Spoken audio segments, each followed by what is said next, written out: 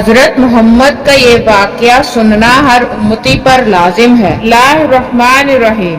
नाजरीन, कहा जाता है कि हजरत अब्दुल मुत्तलिब के लिए काबा के साए में एक कलीन बिछाया जाता था और वो इस कलीन पर बैठा करते थे। इनका एहतराम इस कदर था कि कोई इस कलीन पर बैठता नहीं था। चनाचा उनके बेटे और कुरैश के सरदार इस कलीन के चारों तरफ बैठते थे, लेकिन रसूलुल्लाह सल्लल्लाहु अलैहि वसल्लम वहां तशरीफ लाते तो सीधे इस कलीन पर जा बैठते थे। इस वक्त आप एक तंदुरुस्त लड़के थे। आपकी उम्र 9 साल के करीब हो चली थी। आपके चाचा अब्दुल मुत्तलिब के अदब की वजह से आपको इस कलीन से हटाना चाहते तो हजरत अब्दुल मुत्तलिब कहते, मेरे बेटे को छोड़ दो, अल्लाह की कसम ये बहुत शान वाला है। फिर वो आपको मोहब्बत से इस फर्श पर बिठाते, आपकी कमर पर शफकत से हाथ फेरते, आपकी बातें सुन सुनकर हद दर्जा खुश होते रहते। कभी वो दूसरों से कहते, मेरे बेटे को यहीं बैठने दो, इसे खुद भी एहसास है कि इसकी बड़ी शान है और मेरी आरज़ू है ये इतना बुलंद मर्तबा पाए जो किसी अरब को इससे पहले हासिल ना हुआ हो और ना बाद में किसी को हासिल हो सके।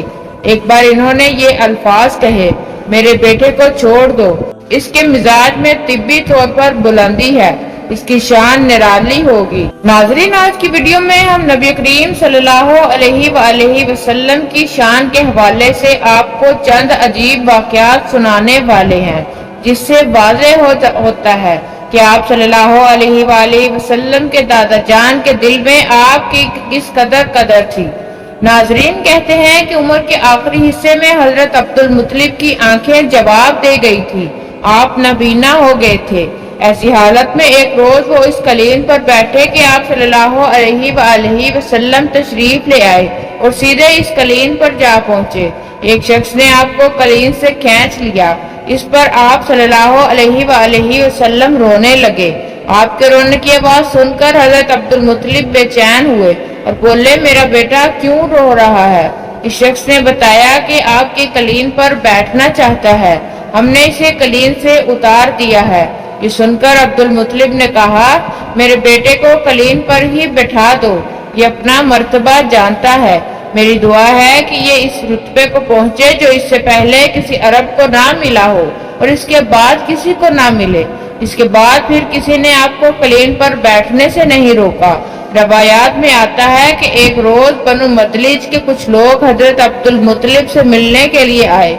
इनके पास इस वक्त आप सल्लल्लाहु अलैहि वसल्लम भी तशरीफ फरमा थे।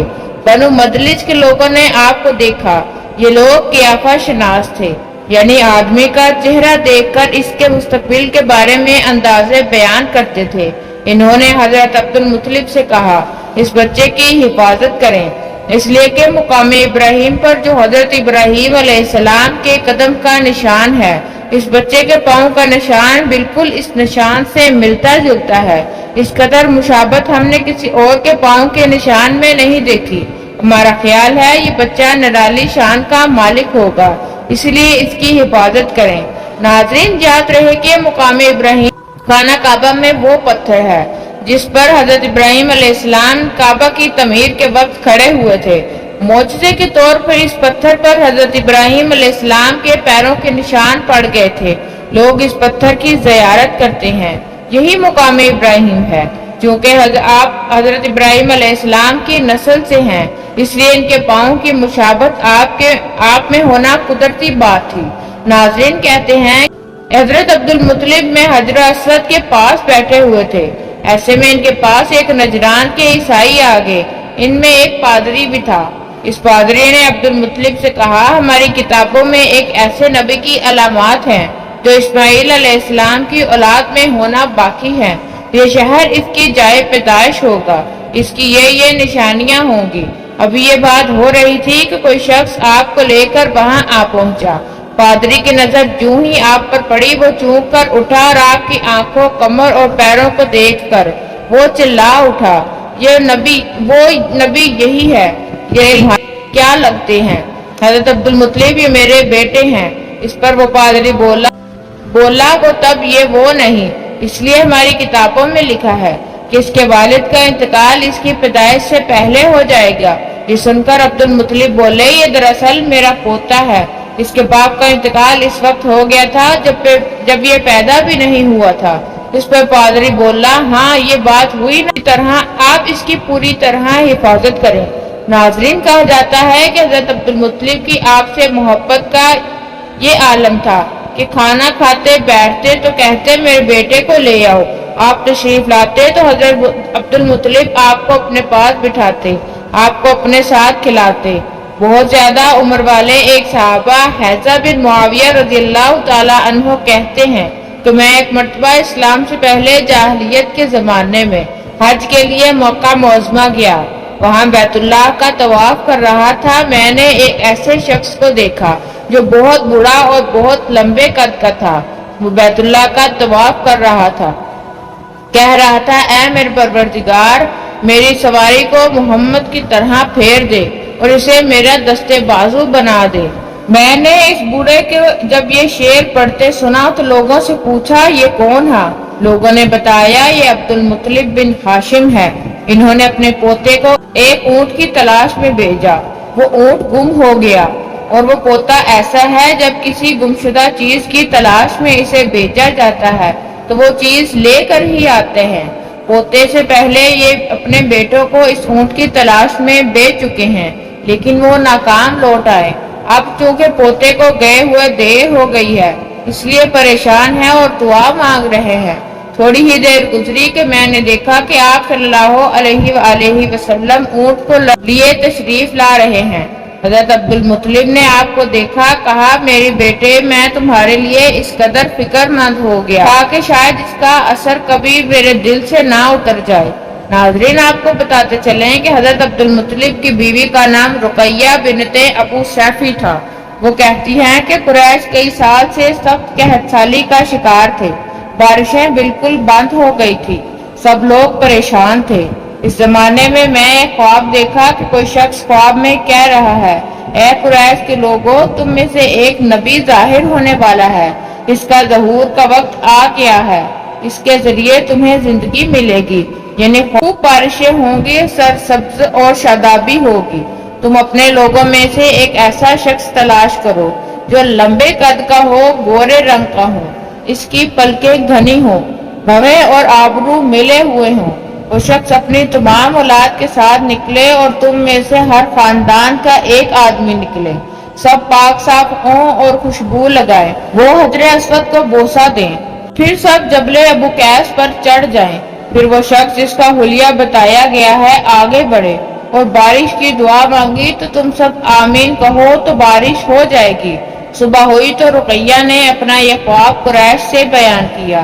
انہوں نے اس کی نشانیوں کو تلاش کیا تو سب کی سب نشانیاں انہیں عبدالمطلب میں مل گئی، چنانچہ سب ان کے پاس جمع ہوئے، ہر خاندان میں سے ایک ایک آدمی آیا، ان سب نے شرائط پوری کی۔ اس کے بعد سب ابو قیس پہاڑ پر چڑھ گئے۔ ان میں نبی کریم صلی اللہ علیہ وآلہ وسلم بھی تھے۔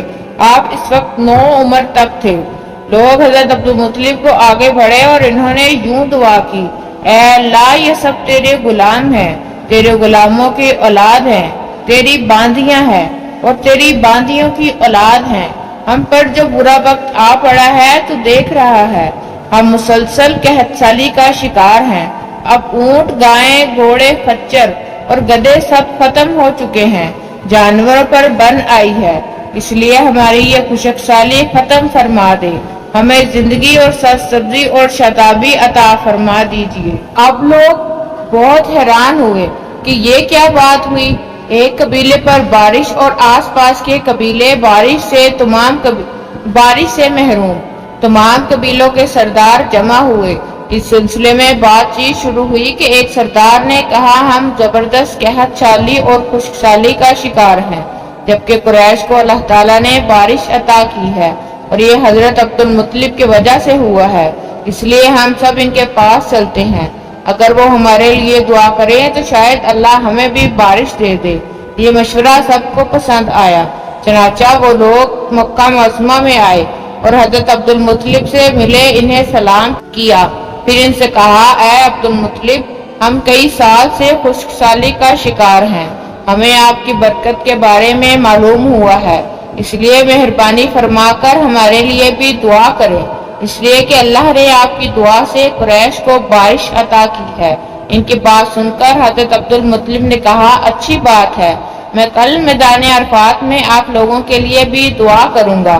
دوسرے دن صبح سویرے حضرت عبد المطلب میدان عرفات کی طرف روانہ ہوئے۔ ان کے ساتھ دوسرے لوگوں کے علاوہ ان کے بیٹے اور اللہ کے رسول صلی اللہ علیہ وآلہ وسلم بھی تھے۔ عرفات کے میدان میں حضرت عبد المطلب کے لیے ایک کرسی بچھائی گئی، وہ اس پر بیٹھ گئے۔ نبی کریم صلی اللہ علیہ وآلہ وسلم کو انہوں نے گود میں بٹھا لیا، پھر انہوں نے ہاتھ اٹھا کر یوں دعا کی، اے اللہ، چمکنے والی بجلی کے پروردگار اور کھڑکنے والے گرج کے مالک، پالنے والوں کو پالنے والے اور مشکلات کو آسان کرنے والے، یہ قبیلہ قیس اور قبیلہ مظہر کے لوگ ہیں، یہ بہت پریشان ہیں، ان کی کمریں جھک گئی ہیں، یہ تجھ سے اپنی لاچاری اور بے کسی کی فریاد کرتے ہیں اور جان و مال کی بربادی کی شکایت کرتے ہیں۔ بس اے اللہ، ان کے لیے خوب برسنے والے بادل بھیج دے اور آسمان سے ان کے لیے رحمت عطا فرما، تاکہ ان کی زمینیں سرسبز ہو جائیں اور ان کی تکالیف دور ہو جائیں۔ کہتے ہیں کہ حضرت عبد المطلب ابھی یہ دعا کر ہی رہے تھے کہ ایک سیاہ بادل اٹھا، حضرت عبد المطلب کی طرف آیا اور اس کے بعد اس کا رخ قبیلہ بنو قیس اور بنو مظہر کی بستیوں کی طرف ہو گیا۔ یہ دیکھ کر عبد المطلب نے کہا، اے گروہ قریش اور مظہر، جاؤ، تمہیں سراپی حاصل ہوگی۔ چنانچہ یہ لوگ جب اپنی بستیوں میں پہنچے تو وہاں بارش شروع ہو چکی تھی۔ سبحان اللہ۔ ناظرین، یہ سب برکات نبی کریم صلی اللہ علیہ وآلہ وسلم کی ذات کی موجودگی کی وجہ سے تھی۔ جس دعا میں اللہ کے محبوب اللہ کے حبیب صلی اللہ علیہ وآلہ وسلم کی آمین شامل ہو، وہ دعا قبول نہ ہو، یہ کیسے ہو سکتا ہے؟ اور دوسری اہم بات یہ معلوم ہوئی کہ وہ یہ کہ اسلام سے پہلے بھی قریش اور عرب کے لوگ اللہ تعالیٰ سے ہی اپنے مسائل کے لیے دعا مانگا کرتے تھے، مطلب یہ کہ وہ اللہ کو ماننے والے تھے۔ ناظرین، اس واقعے سے نبی کریم صلی اللہ علیہ وآلہ وسلم کی شان کے ساتھ ساتھ آپ کے خاندان کی شان بھی واضح ہوتی ہے کہ اللہ تعالیٰ کی طرف سے آپ کی دادی جان کا خواب آنا اور پھر آپ کے دادا جان کا اللہ کی بارگاہ میں سوال کرنا اور ان کی دعاؤں کا قبول ہونا، یہ سب خاندان نبوت صلی اللہ علیہ وآلہ وسلم کی شان کو ظاہر کرتا ہے۔ روایات میں آتا ہے کہ آپ صلی اللہ علیہ وآلہ وسلم کی شان کے حوالے سے ایک اور واقعہ یوں آتا ہے کہ جبکہ نبی کریم صلی اللہ علیہ وآلہ وسلم 7 سال کے ہو چکے تھے تو آپ کی آنکھیں دکھنے کو آئی۔ مکہ میں آنکھوں کا علاج کرایا گیا لیکن نفاقہ نہ ہوا۔ حضرت عبد المطلب سے کسی نے کہا کہ اوقاز کے بازار میں ایک راہب رہتا ہے، وہ آنکھوں کی تکالیف کا علاج کرتا ہے۔ حضرت عبد المطلب آپ کو اس کے پاس لے گئے اور اس کی عبادت گاہ دروازہ بند تھا۔ انہوں نے اسے آواز دی، راہب نے کوئی جواب نہ دیا۔ اچانک عبادت گاہ میں شدید زلزلہ آیا۔ راہب ڈر گیا کہ کہیں عمارت خانہ اس کے اوپر نہ گر آئے، اس لیے ایک دم باہر نکل آیا۔ اب اس نے آپ کو دیکھا تو چونک اٹھا۔ اس نے کہا، اے عبد المطلب، یہ لڑکا اس امت کا نبی ہے، اگر میں باہر نہ نکل آتا تو یہ عبادت گاہ ضرور مجھ پر گر پڑتی۔ اس لڑکے کو فوراً واپس لے جاؤ اور اس کی حفاظت کرو، کہیں یہودیوں یا عیسائیوں میں سے کوئی اسے قتل نہ کر دے۔ پھر اس نے کہا، یہ رہی بات ان کی آنکھوں کی، تو آنکھوں کی دعا تو خود ان کے پاس موجود ہے۔ حضرت عبد المطلب یہ سن کر حیران ہوئے، ان کے اپنے پاس ہے؟ میں سمجھا نہیں۔ ہاں، ان کا لعاب دہن ان کی آنکھوں میں لگائیں۔ انہوں نے ایسا ہی کیا، آنکھیں فوراً ٹھیک ہو گئی۔ ابن اسحاق بہقی اور ابن اساکر رحمہ اللہ علیہ نے حضرت علی رضی اللہ تعالیٰ عنہ سے روایت نقل کی ہے کہ میں نے رسول خدا صلی اللہ علیہ وآلہ وسلم کو فرماتے سنا کہ میں جاہلیت کے سم و بد اور لہو اولاد کی طرف سے کبھی بھی متوجہ نہیں ہوا سوائے 2 راتوں کے، اور ان 2 راتوں میں اللہ تعالیٰ نے مجھے بے خطا اور معصوم رکھا۔ ایک رات کا واقعہ تو ہے، مکہ کے چند نوجوان اور میں، یعنی آپ صلی اللہ علیہ وآلہ وسلم اپنے گھر کی بکریوں کے ریوڑ میں تھے۔ میں نے اپنے ساتھی سے کہا، ذرا میری بکریوں کی نگرانی کرنا تاکہ میں مکہ جا کر نوجوانوں کو شغل دیکھوں۔ اس نے کہا، اچھا ٹھیک ہے۔ پھر میں آبادی کی طرف آیا اور پہلے ہی گھر میں موسیقی کی آواز میں نے سنی۔ پوچھا یہ آواز کیسی ہے؟ کسی نے بتایا کہ شادی کا سلسلہ ہے۔ میں موسیقی سننے کے لیے بیٹھ گیا۔ اللہ تعالیٰ نے میرے کانوں کا تب اور میں سو گیا، حتیٰ کہ دوسرے روز سورج کی آمد پر اس کے شعاعوں نے مجھے بیدار کر دیا۔ میں اٹھ کر اپنے ساتھی کے پاس گیا۔ اس نے پوچھا اتنے لمبے وقت تک تم کیا کرتے رہے؟ میں نے اس کو پوری اپنی آپ بیتی سنائی۔ دوسری رات میں نے پھر اپنے ساتھی سے کہا کہ میری بکریوں کا خیال رکھنا کہ میں جا کر کچھ شغل کروں۔ اس نے اقرار کیا اور میں مکہ کے شہر کی طرف روانہ ہو گیا۔ یہاں آ کر میں نے موسیقی کی ویسے ہی آواز سنی جیسے میں نے گزشتہ رات سنی تھی۔ میں دیکھنے کے لیے بیٹھ گیا، پھر قدرت نے میرے کانوں کا تپا اور میں سو گیا، یہاں تک کہ دوسرے دن دھوپ نے مجھے جگایا۔ پھر میں لوٹ کر اپنے ساتھی کے پاس آیا۔ اس نے پوچھا کہ تم نے کیا کیا؟ میں نے کہا کچھ بھی نہیں اور ساری صورتحال بتائی۔ اس کے بعد میں نے نہ کبھی ایسا ارادہ کیا اور نہ ہی مجھے کوئی رغبت ہوئی، یہاں تک کہ اللہ تعالیٰ نے مجھے نبوت سے سرفراز فرمایا۔ حضرت جابر رضی اللہ تعالیٰ عنہ سے روایت ہے کہ جب کعبہ کی تعمیر ہوئی تو نبی صلی اللہ علیہ وآلہ وسلم اور حضرت عباس رضی اللہ تعالیٰ عنہ پتھر اٹھا اٹھا کر لانے لگے۔ حضرت عباس رضی اللہ تعالیٰ عنہ نے آپ سے کہا اپنا تہبند اتار کر کندھوں پر رکھ لو تاکہ تمہارے کندھے پتھر سے محفوظ رہیں۔ چنانچہ آپ صلی اللہ علیہ وآلہ وسلم نے اپنا تہبند کھول کر کندھوں پر رکھا ہی تھا کہ اتنے میں آپ زمین پر گر گئے اور آنکھیں آسمان میں لگ گئی۔ پھر آپ اٹھے تو فرمانے لگے میرا تہبند، میرا تہبند، اور فوراً آپ صلی اللہ علیہ وآلہ وسلم نے تہبند باندھ لیا۔ حضرت عباس رضی اللہ تعالیٰ عنہ فرماتے ہیں اچانک آپ بے ہوش ہو کر گر پڑے۔ میں دوڑا ہوا آیا، آپ کی نگاہیں آسمان میں پوش تھی۔ میں نے کہا اے بھتیجے تمہاری حالت کیا ہے؟ آپ صلی اللہ علیہ وآلہ وسلم نے فرمایا مجھے روک دیا گیا ہے کہ میں برہنہ ہو کر چلوں، اس لیے آپ صلی اللہ علیہ وآلہ وسلم کبھی عریاں نہ ہوئے۔ حضرت عباس رضی اللہ تعالیٰ عنہ کہتے ہیں میں نے آپ کی بات نوٹ کر لی، اس کے بعد آپ کبھی عریاں نہیں ہوئے۔ اللہ نے آپ صلی اللہ علیہ وآلہ وسلم کی رسالت کا اظہار کر دیا۔ اللہ پاک ہمیں دین کے پیروکار بنائے اور ہمیں نیکوکاروں میں شامل کرے۔ ناظرین، کمنٹ باکس میں اللہ تعالیٰ کے 99 ناموں میں سے